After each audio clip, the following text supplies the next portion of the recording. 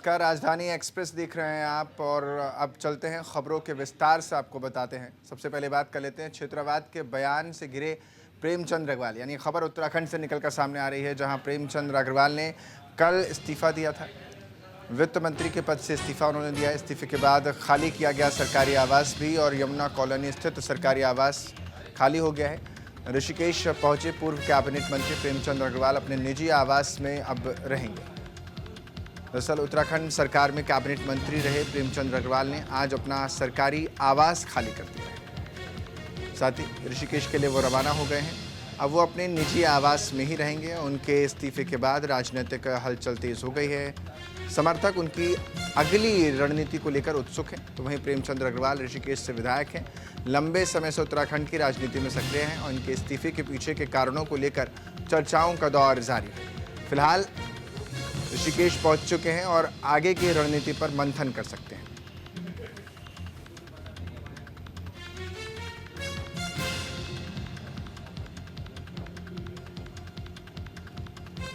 तो साफ तौर पर प्रेमचंद अग्रवाल ने सरकारी आवास खाली कर दिया है। स्पीकर भी रहे हैं।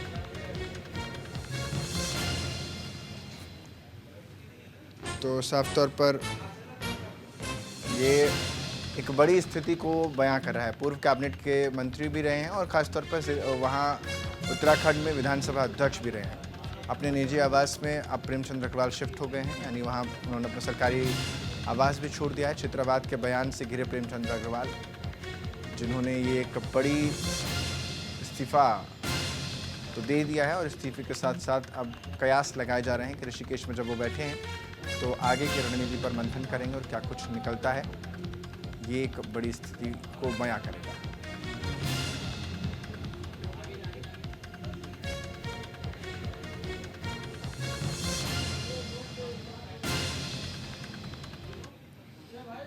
प्रेमचंद अग्रवाल के इस्तीफे के बाद उनके बयान से नाराज हुए लोग जहां खुशी मना रहे हैं, तो वहीं उनके समर्थकों ने आज बंद का ऐलान किया था। इस ऐलान का मिला जुला असर भी दिखाई दिया है। प्रेमचंद अग्रवाल के गृह इलाके में आने वाले जो डोईवाला का बाज़ार है वो भी आज बंद रहा, कुछ घंटे बंद रहा है। हालांकि आवश्यक वस्तुओं की सप्लाई वाली दुकानें खुली रही हैं। जब प्रेमचंद अग्रवाल वहीं खुद पहुंचे तो उन्होंने दुकानें खोलने का आह्वान किया, जिसके बाद व्यापारियों ने दुकानें खोल दी हैं। आपको बता दें, इस्तीफा देने वाले कैबिनेट मंत्री प्रेमचंद अग्रवाल डोईवाला निवासी हैं। उनका परिवार भी डोईवाला में ही रहता है और वहीं डोईवाला में व्यापार संघ ने बाज़ार बंद का आह्वान कर दिया था। दरअसल बाजार बंद के बाद प्रेमचंद अग्रवाल के समर्थक डोईवाला चौक पर धरने पर बैठ गए। धरने पर बैठे लोगों का कहना था कि कुछ लोग क्षेत्रवाद की राजनीति कर रहे हैं। जो भी घटनाक्रम हुआ है वो उत्तराखंड के विकास के लिए अच्छा नहीं है। इन लोगों का कहना था कि इस्तीफा प्रेमचंद अग्रवाल पर दबाव बनाकर लिया गया है।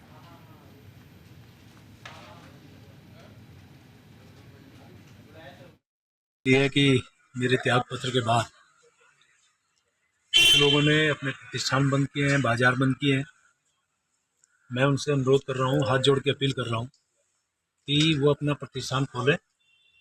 और ठीक है, उनके अंदर जो भावनाएं उनकी मेरे प्रति है, मैं उनका धन्यवाद भी कर रहा हूँ।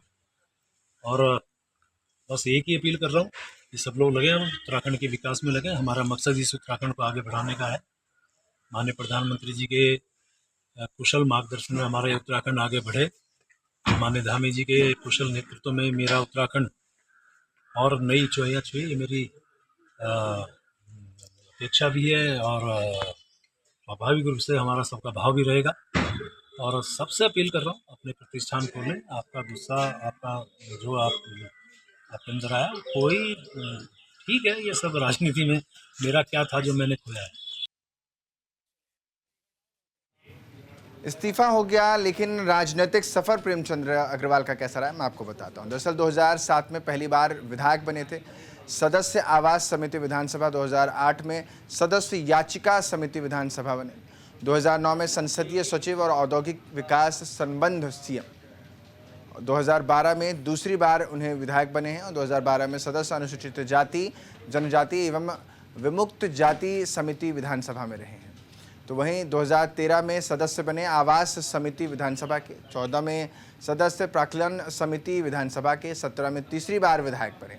17 विधानसभा अध्यक्ष भी रहे हैं 17 में 2017 में अगर बात करें तो 2017 में कार्यकारी सदस्य राष्ट्रमंडलीय संसदीय संघ भारतीय परिक्षेत्र में रहे हैं। तो 2022 में चौथी बार विधायक जब बने तो कैबिनेट मंत्री वित्त और शहरी विकास एवं आवास उनके पास रहा। तो यानी इसी डेजिग्नेशन से उन्होंने इस्तीफा दे दिया है और एक लंबा करियर जो आप इस बोर्ड पर देख पा रहे हैं वो उनका रहा है। तो राजनीतिक उठा पटल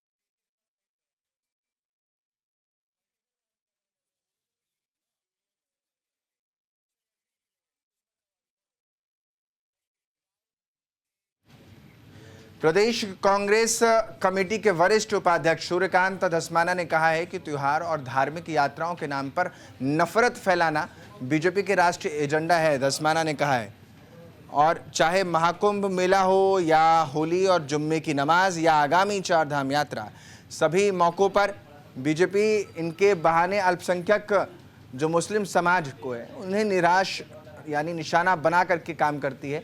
देश और प्रदेश के सांप्रदायिक सौहार्द बिगाड़ने का प्रयास करती है।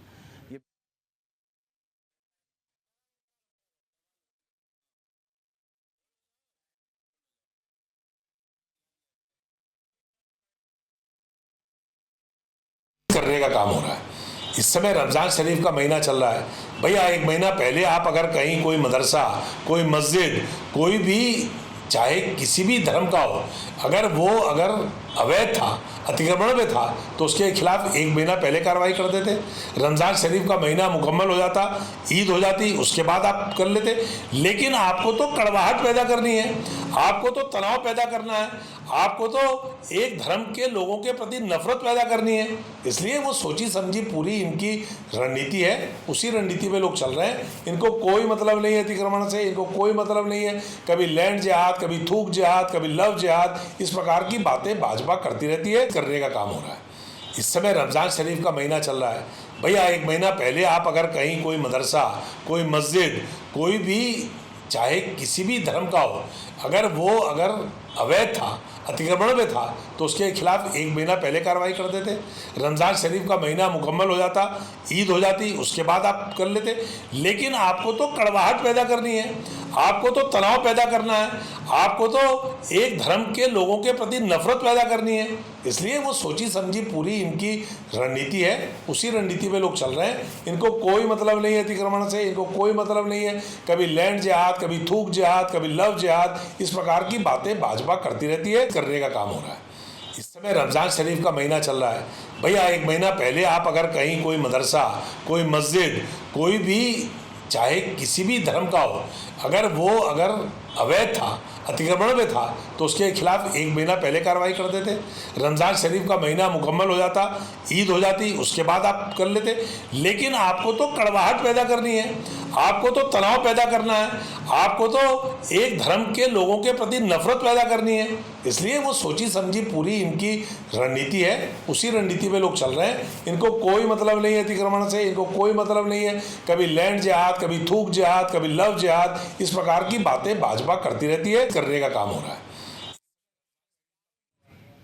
देहरादून में पूर्व मुख्यमंत्री हेमवती नंदन बहुगुणा की पुण्यतिथि पर कांग्रेस नेता सूर्यकांत धस्माना ने घंटाघर स्थित उनकी मूर्ति पर माल्यार्पण किया है, उनकी प्रतिमा पर पुष्पांजलि अर्पित की है। इस अवसर पर कांग्रेस नेता सूर्यकांत धस्माना ने कहा कि भारत के पूर्व वित्त मंत्री और उत्तर प्रदेश के पूर्व मुख्यमंत्री रहे स्वर्गीय हेमवती नंदन बहुगुणा का व्यक्तित्व महात्मा गांधी और नेताजी सुभाष चंद्र बोस के व्यक्तित्वों का मिश्रण था।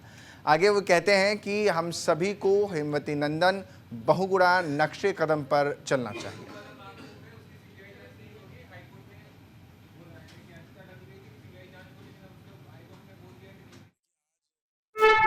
हिमालय पुत्र स्वर्गीय हेमवती नंदन बहुगुणा जी की 36वीं पुण्यतिथि है।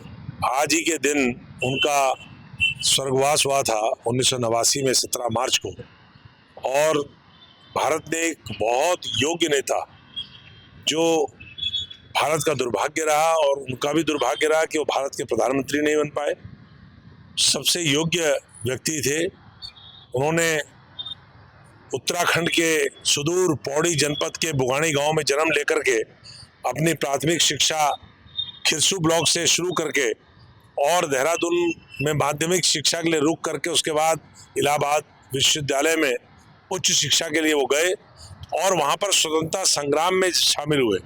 10,000 रुपए का जिंदा मुर्दा इनाम स्वतंत्रता संग्राम सेनानी के रूप में उनके ऊपर था।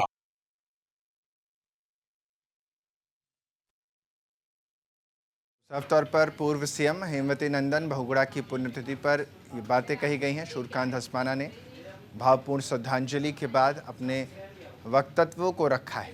पूर्व सीएम की प्रतिमा पर पुष्पांजलि अर्पित की गई और कहा कि उनके नक्शे कदम पर चलना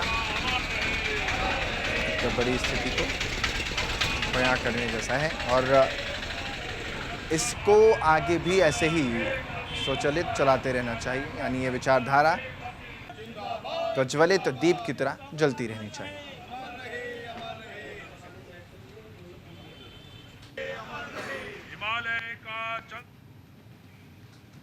हरिद्वार के सलेमपुर क्षेत्र में मिट्टी खनन की परमिशन की आड़ में अवैध खनन का खेल लगातार जारी है। दरअसल स्थानीय लोगों का आरोप है कि पंचायत में भूमि अवैध रूप से मिट्टी उठाई जा रही है, जिसमें क्षेत्र में पर्यावरण असंतुलन पैदा हो रहा है। लोगों का कहना है कि उन्होंने कई बार प्रशासन से लिखित शिकायत की है, लेकिन अब तक कोई ठोस कदम या कार्रवाई नहीं की गई है। ग्रामीणों के अनुसार खनन माफिया बेखौफ होकर दिन रात अवैध खनन कर रहे हैं और प्रशासन इस पूरे मामले पर आंखें मूंद कर बैठा हुआ है, यानी आंखें बंद करके बैठा है। लोगों ने प्रशासन से जल्द कार्रवाई की मांग भी की है और चेतावनी दी कि अगर अवैध खनन नहीं रुका तो वे उग्र प्रदर्शन करने को मजबूर हो जाएंगे। देखना ये होगा कि प्रशासन का इस मामले में कब तक कोई ठोस और मजबूत कदम उठाता है भी या नहीं, ये भी देखना दिलचस्प हो जाता है। तो खनन माफिया को लेकर के लोगों में विरोध की चिंगारी दहक रही है और इस दहकती हुई चिंगारी के बीच साफ तौर पर उनका कहना है कि अगर खनन माफियाओं पर नकेल नहीं कसी गई, इन माफियाओं को इसी तरह से आगे बढ़ाते रहा गया और इन्हें नहीं रोका गया समय रहते, तो हम प्रदर्शन के लिए मजबूर हो जाएंगे और हम उग्र प्रदर्शन करेंगे।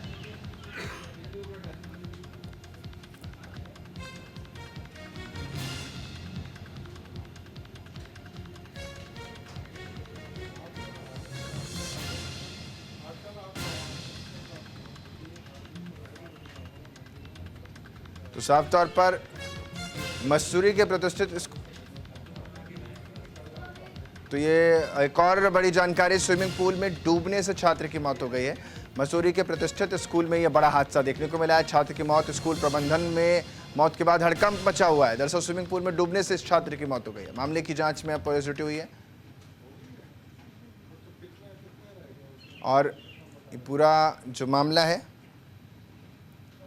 वो संवेदनशील है। मसूरी के प्रतिष्ठित स्कूल में यह बड़ा हादसा हुआ है। दरअसल स्विमिंग पूल में डूबने से छात्र की मौत हो गई। छात्र की मौत, स्कूल प्रबंधन में इसके बाद हड़कंप मच गया। मामले की जांच में पुलिस जुटी हुई है। पहाड़ी शहर मसूरी में एक दर्दनाक हादसा हुआ है, जहां एक प्रतिष्ठित स्कूल के स्विमिंग पूल में डूबने से कक्षा 7 की छात्र की मौत हो गई है। ये घटना स्कूल में आयोजित स्विमिंग सेशन के दौरान हुई, जब छात्र गहरे पानी में चला गया और डूबने लगा। जानकारी के अनुसार मृतक छात्र दिल्ली का रहने वाला था। छुट्टियों के दौरान अपने परिवार के साथ मसूरी आया था। हादसे के तुरंत बाद उसे अस्पताल ले जाया गया, लेकिन डॉक्टर ने उसे मृत घोषित कर दिया।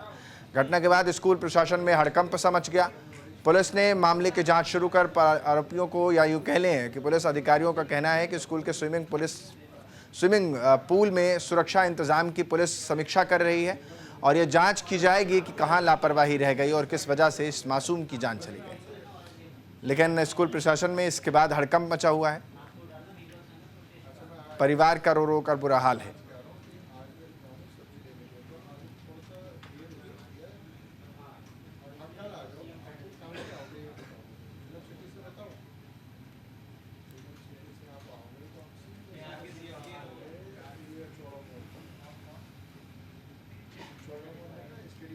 हरिद्वार में वन विभाग ने फायर स्टेशन मायापुर में वन कर्मियों और फायर कर्मियों के लिए 1 दिवसीय अग्निशमन कार्यशाला का आयोजन किया है। इस कार्यशाला में बढ़ते तापमान के कारण जंगलों में बढ़ रही आग की घटनाओं की रोकथाम पर विशेष जोर दिया जाएगा। वन विभाग के वरिष्ठ अधिकारी और फायर कर्मियों ने वन अग्नि सुरक्षा उपायों, आधुनिक अग्निशमन तकनीकों और आपातकाल स्थिति में त्वरित प्रतिक्रिया देने पर विस्तृत जानकारी दी है। दरअसल कार्यशाला में वनों की सुरक्षा, वन जीवों संरक्षण को लेकर के जागरूकता बढ़ाने पर भी बल दिया गया। अधिकारियों ने सभी प्रतिभागियों को अपनी ज्ञान और अनुभव को साझा करने के साथ वन संपदा की रक्षा में सक्रिय भूमिका निभाने के लिए भी प्रेरित किया है।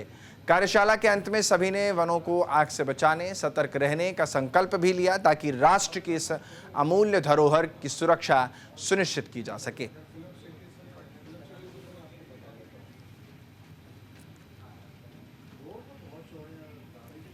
वन विभाग की रसियाबड़ रेंज में वन कर्मियों के लिए मानव वन्यजीव संघर्ष रोकथाम और सुरक्षा कौशल विकास पर 1 दिवसीय प्रशिक्षण कार्यशाला आयोजित की गई। इस दौरान सेवानिवृत्त वन क्षेत्र अधिकारी MP बिजलवान ने वन कर्मियों को कैमरा ट्रैप, स्नेयर पोल और अन्य रेस्क्यू उपकरणों के सही इस्तेमाल की जानकारी भी दी।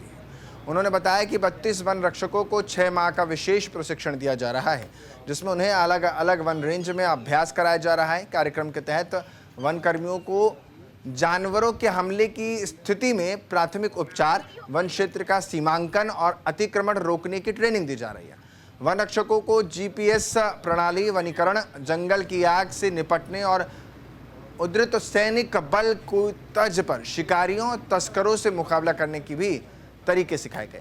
कार्यशाला के दौरान वन जीवों के रेस्क्यू का अभ्यास भी कराया गया, जिससे वनकर्मी वास्तविक परिस्थितियों में प्रभावी ढंग से ऑन द स्पॉट कार्य कर सकें।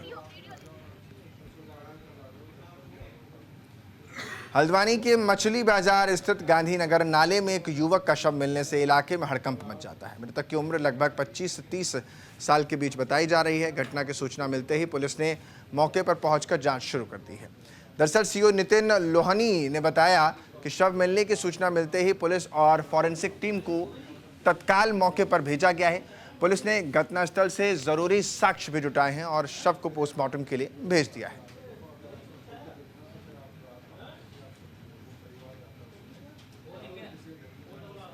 खबर लक्सर से आ रही है, जहां धर्म परिवर्तन का मामला है। 40 लोगों से धर्म परिवर्तन कराने की कोशिश की गई है। VHP बजरंग दल के कार्यकर्ताओं का हंगामा इस पर देखने को मिला।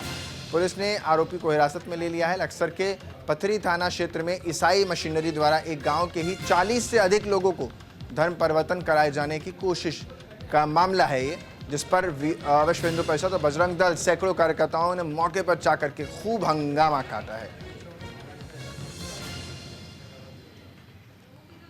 उत्तरकाशी पहुंची स्वाभिमान मोर्चा जनचेतना यात्रा। स्थानीय युवाओं ने जनचेतना यात्रा का भव्य स्वागत किया। चिंतन शिविर में विकास के मुद्दों पर चर्चा भी की गई। उत्तरकाशी पहुंची नवगठित स्वाभिमान मोर्चा जनचेतना यात्रा का स्थानीय युवाओं द्वारा स्वागत और जिला मुख्यालय स्थित सुमन सभागार में आयोजित चिंतन शिविर में स्वाभिमान मोर्चा की टीम ने युवाओं के साथ क्षेत्र के विकास के मुद्दे और राजनीतिक हालातों पर विस्तृत चर्चा भी की। तो ये तस्वीरें भी आपको उस वक्त की दिखा रहे हैं।